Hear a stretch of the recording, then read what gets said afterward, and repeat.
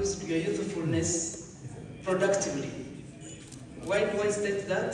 It's because many young people have no jobs, and here you come up with a very brilliant idea that is going to open jobs for the young people and for your generation. Thank you for being very relevant to that ministry. My name is Peace Regis Mutuzo. I am a Minister of State for Gender and Culture in the Ministry of Gender, Labour and Social Development in the Republic of Uganda, and I have been there for about 10 years. So my comments will be more out of experience, although I do represent the country, because I have been into these meetings where ministers of culture sit, talk, and the following day you don't see much happening. So I think this is going to help us make strong, radical decisions. First of all, I want to thank the Moroccan government for joining the African Union. It's only 2 years since you joined us, and we have been here 3-4 times on your invitation over the such meetings, and I think this is a serious decision you took. Colonialism is still blamed up to now, even when they parted with us about 50 years. But they left very strong institutions that have endured over time. It's surprising that the whole of Africa, 54 countries, come here and speak in different languages, and we still call ourselves Africans. What identifies us as Africans? We have to take a very strong, radical decision in picking one language and speak it so that it identifies us as African. And so therefore, I want to support the idea of Tanzania of taking on Kiswahili. By the way, Kiswahili is not only spoken by 2 million people. It's about 10 million people that speak Kiswahili. For us, later in Uganda, we have adopted it. In the cabinet, we learn Kiswahili every Monday morning. Before we teach others at an old age, we need to have practiced it ourselves. And I think it is speaking.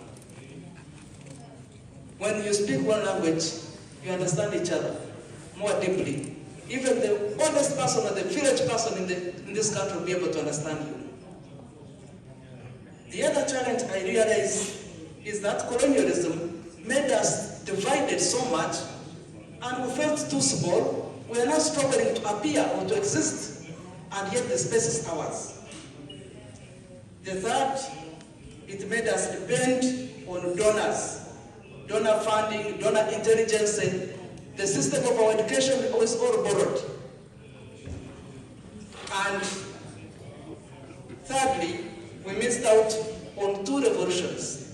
The first revolution, which was civilization, started here in Africa.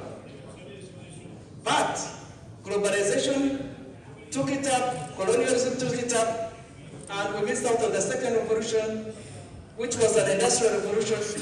We missed out on the third revolution, which was computer revolution. We can't afford to miss out on the fourth revolution. I'm happy here, where we are in Roberto, we have come to see how the fourth revolution is working out in Africa. And that is the fourth industrial revolution. This particular facility that we are going to launch today speaks it all. The Tafito Digital Art Village is a manifestation of the fourth industrial revolution. At least the rebirth of knowledge is coming back to Africa. Last year I was in Egypt, where they were launching a new city, which is also based on the renaissance, the second renaissance, the second rebirth of knowledge, which is also coming back to Africa. We want to take these 2 radical areas very, very importantly. And it is going to ask a number of questions. One is that our diversity can be brought together and can be taken as an advantage. My brother from Gambia was speaking about the disappearance of small tribes and languages. This can only be corrected if we take on the industrial revolution, the fourth industrial revolution, seriously. Because then we would be able to ensure that our tribes are put into perspective. The fourth industrial revolution stems from our culture, but we cannot lose or fail to appreciate that we need to speak in the same language, dress the way you are dressed right here, because you really reflect an African way of dressing. And we don't want to afford to lose that. So if in these meetings we can take strong decisions about a language that is spoken by all without necessarily making our own tribes and other tribes disappear, that would be a good plus. If in this meeting we can decide that we are going to be dressed up in this direction, the 1.2 billion people who live in Africa will have market for that kind of product if we choose to take a very strong and radical decision. I want also to propose that it is important to have one currency. Yes, one currency. We are now losing a lot of money into devaluing our currency. You can imagine wherever all of you came from, you have had to change your money into three different currencies. And how much are we losing? If we have one currency, speaks the same language, have the same industry, even connectivity would be easy. I came from Uganda yesterday at about 5, the other day at about 5 in the morning. I spent 24 hours on the plane, only to reach one other country in Africa. I had to go through Turkey. 24 hours is a lot of money being spent. And I think we shall not continue donating when we still think ourselves, or we call ourselves poor. Poverty, I think, is in our mindset. We need to erase it, start where we are, with whatever we have, turn it into an advantage, and make a difference out of it. And the basic could be culture. Culture has a keyword amidst all these challenges and problems, and that is where we have to go back to. And I think culture is what is going to save us out of all this. So, in my best opinion, if we secured time to think about 3 important issues that we can zero on in this meeting, the rest will be history. I want to recommend that our Tifta Digital Art Village is turned into a university that will teach the 4th Industrial Revolution. Others are already coding. This Industrial Revolution is going to whip up what we call culture. If we are not clear and steady to integrate it into our own way, so that that artificial intelligence speaks to our own language, speaks to our own customs, speaks to our own ways, expressions, and protects our own heritage called culture. Culture in Africa has persisted because it's cross-connectivity.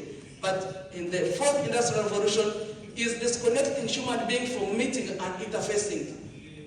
Many times we are only on Twitter, we are only on TV, we are only on radio, but the connectivity of meeting together becomes more difficult. Now with the 4th Industrial Revolution, many people are getting weeded out of the professions of working. Those who have been working with the airport, handling services, it will be machines speaking to you.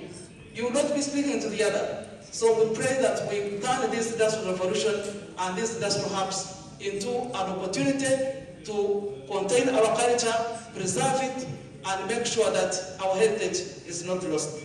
I want to request lastly that you find some time for Uganda delegation to meet and we discuss in a bilateral meeting so that we can concretize some of the ideas. And I am sure the people behind us, our technical people, are going to handle the rest of the details in terms of policies, in terms of network structures, and the African Union should take this matter seriously up because no other country invests in another person's culture. It is one country that invests into its own culture.